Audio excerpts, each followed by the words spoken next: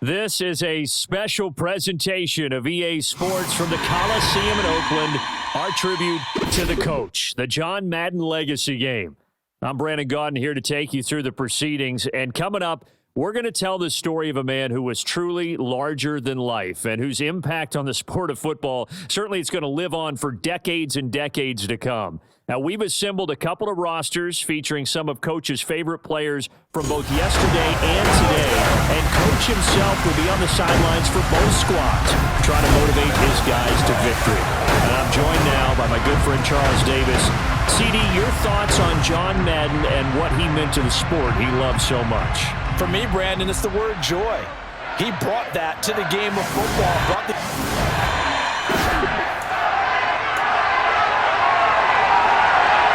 The Coliseum back to its original 70s glory. What a scene in the East Bay, and we're underway in the John Madden Legacy Game. The lane opens here. He's past the 30, the 40, the 20. And they are not going to catch him. He's in. Touchdown, NFC. That was a special return, and it happened because he's a special returner. He has to have that approval from his special teams coach's head coach to bring it out of the end zone. But let's be honest, a lot of times when they bring it out of the end zone like he did there, they don't have approval. I mean, I think a lot of times they do, but correct me if I'm wrong, sometimes it's just a guy getting a feel, right? You're exactly right. What's the old adage? Sometimes you just have to know when to break the rules, and if you do, you're taking on some responsibility, but he was happy to do so there. And we will not see an attempt to match that return touchdown, as this will be a touchback and bring it out to the 25. So it's the AFC stars who will get the ball first. And Charles, as we alluded to, we've got a different era of coach on each sideline. Of course, his Raiders, members of the AFC West. So this is a conference he battled in for his entire career. And you think about the landscape of the NFL as he was getting into the back half of his tenure. It was really a golden era for coaches. You had Don Shula, Tom Landry, Chuck Noll, Bud Grant, but it was John Madden who had the best winning percentage of them all, 759 in the regular season, the best ever. Brandon, it's hard to believe he could be so successful in the conference with all of those great teams. The Steelers won 4 Super Bowls. The Dolphins won 2 and were a mainstay in the playoffs. The Colts were tough, and the Broncos, they came on late and went to a Super Bowl themselves.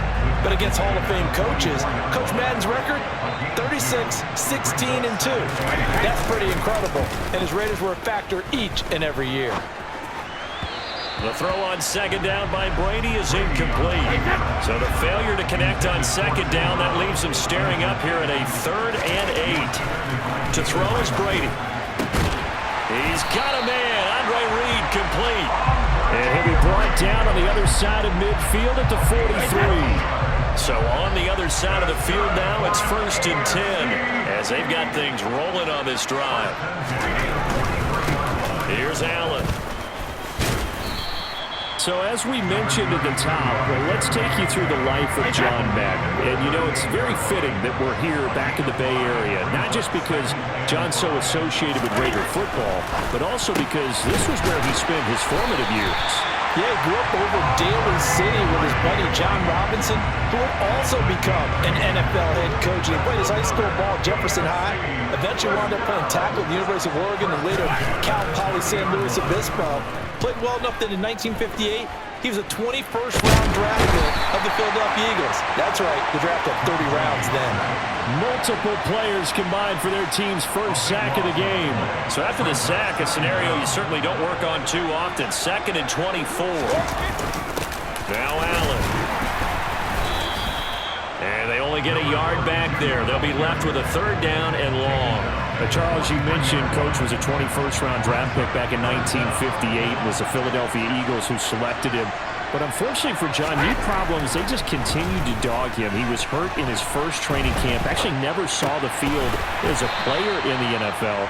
But it was still during his time with the Eagles, you and I were talking about this before going on air, that you could start to see the light bulb going on for what his career path might entail.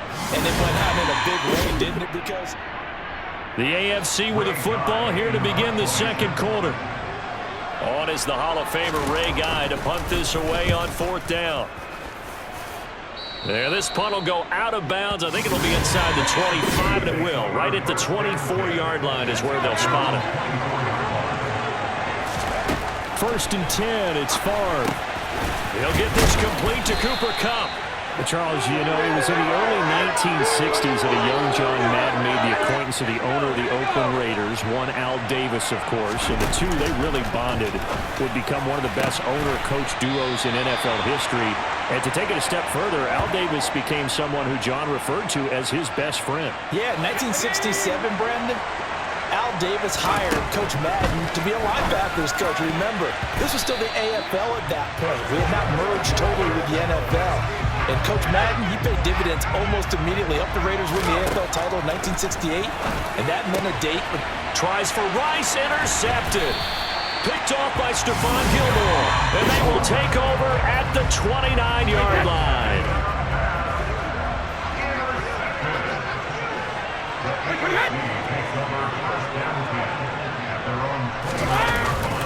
The drive starts with a run by Allen. And nothing much materializing there on the first down run. He'll get a couple, and that's it. The last run got a couple. Here's 2nd and 8.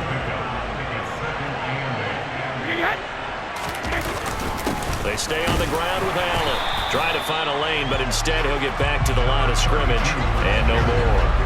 Charles, you talked about John Madden and the Raiders going on a ride. Well, try these numbers on for size. In 10 seasons as a head coach, the Raiders won their division 7 times. They finished second the other 3 times, and he became the youngest coach to amass 100.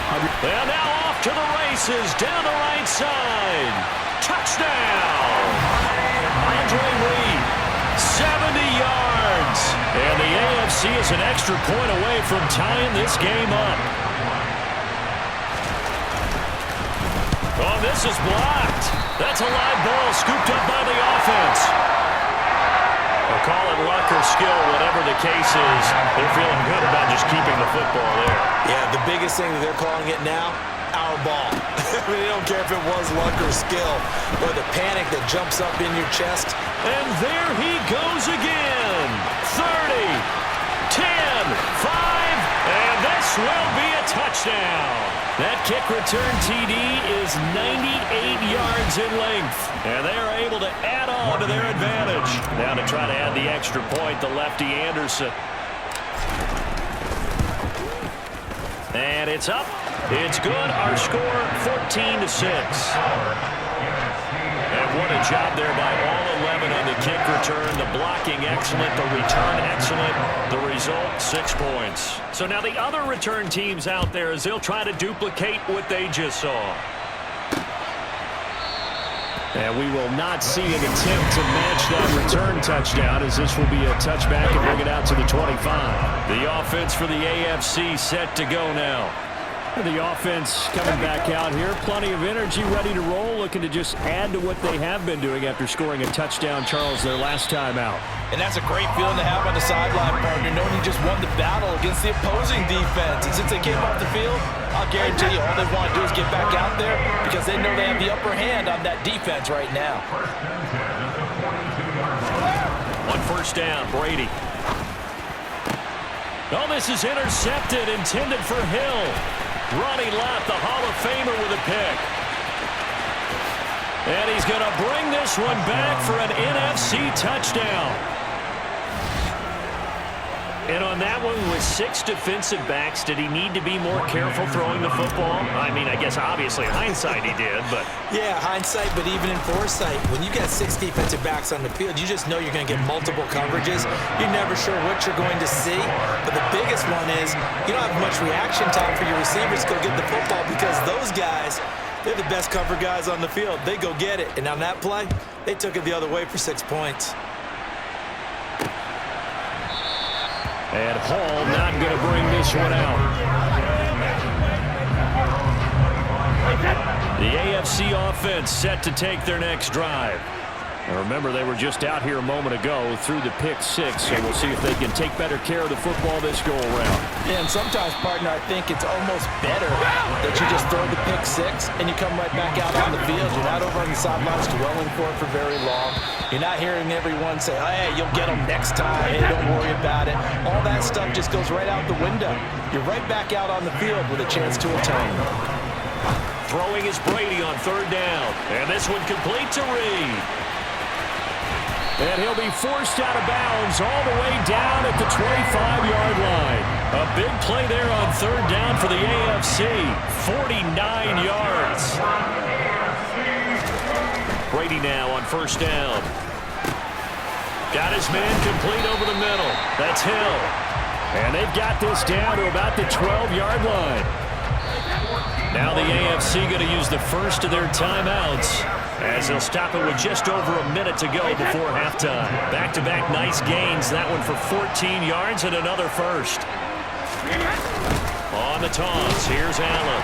Nowhere to go here. He lost the football. And fortunately for him, he's able to get it back, but it will be a loss on the play. Now another timeout called for by the offense as the clock will stop with 55 seconds to go until halftime.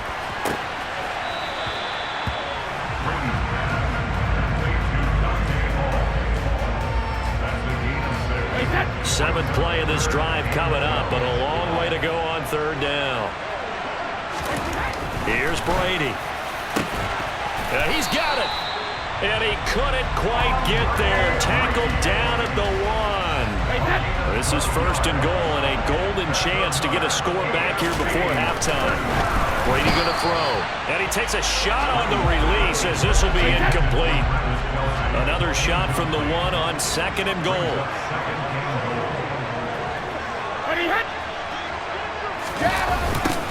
They'll try a toss here to Bettis. And he'll go backwards, losing yardage to the 5. Now the AFC going to use their final timeout of the half. And with halftime on the horizon, they'll be out of timeouts from here forward. Brady now on third and goal. And that is caught for an AFC touchdown. Tim Brown as the first half is winding down. And the AFC able to get a bit closer.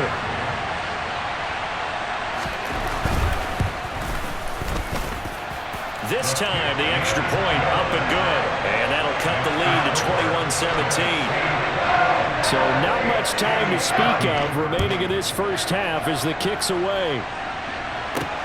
Taken at the goal line. Oh, a good-looking return set up here. And a good effort on the return there. Gets him across the 30, up to the 33. The offense for the NFC ready to get their next drive started. And they're just going to run it here up the middle. And defensively, they're just looking to keep him contained as they're able to get him down. And we're going to get a timeout with 2 seconds remaining in the second quarter. Second down, and back they go to Sanders. And the reinforcements come in as they're going to stop him. Well, coming up in the second half, we'll run through John's post-coaching triumphs. But for now, we present a very special tribute to the man of the hour, narrated by Trey Mosley. The AFC going to get the football first here as we are back underway from Oakland in the John Madden Legacy game. And this will not be returned, so the second half begins with a touchback.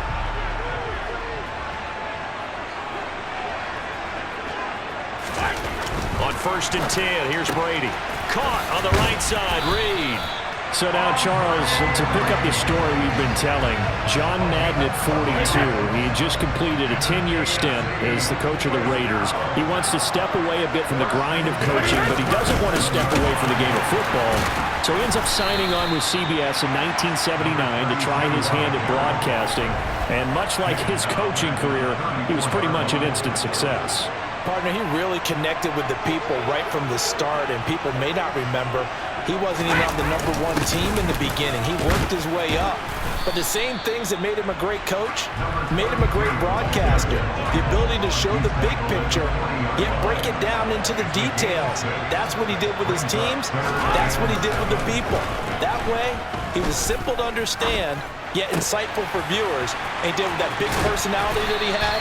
one that connected with everyone. He's got room at the 30. A gain of 32 that time. So now then, the big play has him all the way inside the 30 now, 1st and 10. Now a first carry for their fullback.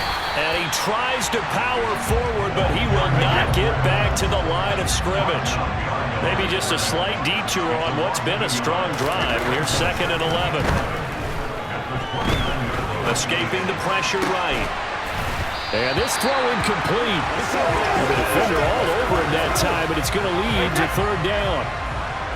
7th play of this drive coming up, but a long way to go on 3rd down.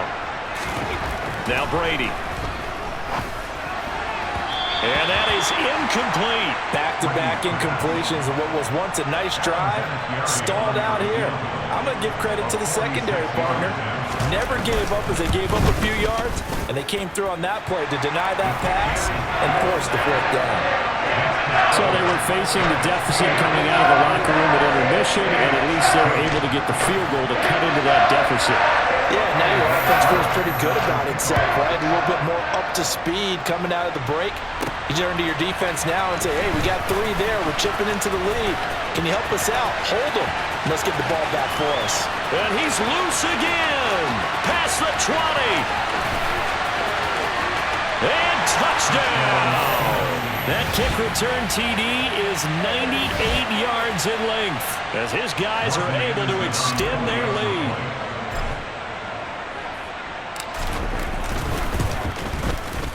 Extra point by Anderson, up and good. And it gives his guys a 12-point advantage.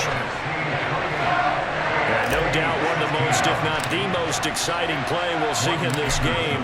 The kick return all the way to the end zone for 6 points. And we will not see an attempt to match that return touchdown, as this will be a touchback and bring it out to the 25. The offense for the AFC set to go now. And last time able to get 3. It's not what they wanted. They wanted 6, but they got at least something. They mustered something out of the draw. They'll take it. I like the way you've described it. Not ideal, but they'll take it. Anything to put some points on the board. But this time on offense, they don't even want to see the field goal kicker trot on the field. They want that ball in the end zone. Yeah, they'll be going for 6. Multiple players getting home for the 1-yard sack. This offense in desperate need of a conversion as they come up on 3rd down. Here's Brady to throw. And that will be incomplete. And the pass there, third line on the wrong side of the field, just couldn't come up with anything. That's why teams always talk about having to win the early downs, meaning you've got to gain yardage and set yourself up for 3rd and short, because when it's 3rd and long, the odds go down significantly trying to pick up the 1st down, even throwing the football. But fortunately, he's able to recover his own fumble, and that could have been trouble. So through 3 quarters of the John Madden legacy game, it's the NFC stars and young Coach Madden on top. And we'll be back to the Coliseum after this. And they'll get him down after a pickup of 8, 2nd and 2. So for Coach Madden, Charles, by 1981, his broadcasting career is really taking off. He's elevated to the network's #1 booth that calls all the big matchups. And he gets the plum assignment of calling Super Bowl 16, 49ers and Bengals, and he's teamed up with Pat Summerall. And that pairing ultimately would go on to be one of the most influential in sports broadcasting history. Influential not just in us listening to them. Remember, they went out and called 8 Super Bowls together. But how they put together kind of the template that all those broadcasters follow now. Sitting down with the head coaches and the quarterbacks and the stars of each team before a ball game to get extra information. And the way that those two paired together, Pat Summerall, short, concise, to the point, and turned it over to Coach Madden to fill in all the big details. And they'll get this well past midfield before being stopped just before the 35. So on the other side of the field now, it's 1st and 10 as they've got things rolling on this drive. And all the way inside the 15 before they drop him. As you mentioned, CD, talking about John Madden, the broadcaster, he called 8 Super Bowls with Pat Summerall, 3 more with Al Michaels later in his career. He spent nearly 3 decades in the booth all told. And not only was he beloved for his mannerisms, we know that, but he was an innovator as well. Yeah, Brandon, you're talking about things like the telestrator, which totally became identified with him, and now it's a staple for all analysts to have in the booth. And then you think about things like turducken on Thanksgiving, when he used words like boom and pow. He helped create the All-Madden team. He was a very popular. And he will fight his way into the end zone for a touchdown. A 3-yard touchdown run as his guys are able to push that lead out a bit further. Anderson on for the extra point. And he's been a busy man, 5 for 5 now as he knocks another one through to extend the lead. So that drive in total 8 plays. And Barry Sanders the one to finish it off as he does so with a touchdown run. Following the touchdown, here's Anderson to kick it away. No run back here for Hall, and this will come out to the 25. The AFC offense set to take their next drive. But probably not much that they can do at this point, CD. Down 3 scores late in the 4th quarter. This is going to be a little too much to overcome, you would think. Yeah, they'll go down swinging, but in the end, I think we saw the writing on the wall a while back because one team was clearly better than the other in this one. And while it didn't quite reach blowout status, I think we knew who was going to win this one well before we got to this stage. Trying for Brown, and it's intercepted. Well, certainly not on their side offensively. They had to take some chances, but that interception will further hinder their already slim chance at victory. Yeah, and you're talking about time not on their side, but it certainly is on the defense's side, and they understood that. They knew they had to press it a little bit, and they planned accordingly, and what a benefit for them, able to pick that one off and hopefully put this game away. And some room to maneuver. Touchdown! A great effort there. His second touchdown of the afternoon as his guys have opened up a very comfortable lead. Now to try to add the extra point, the lefty Anderson. And that will bump the lead up to 26. So 2 plays on that scoring drive. That's how they drew it up. And a long run into the end zone, and what a run it was. Following the touchdown, here's Anderson to kick it away.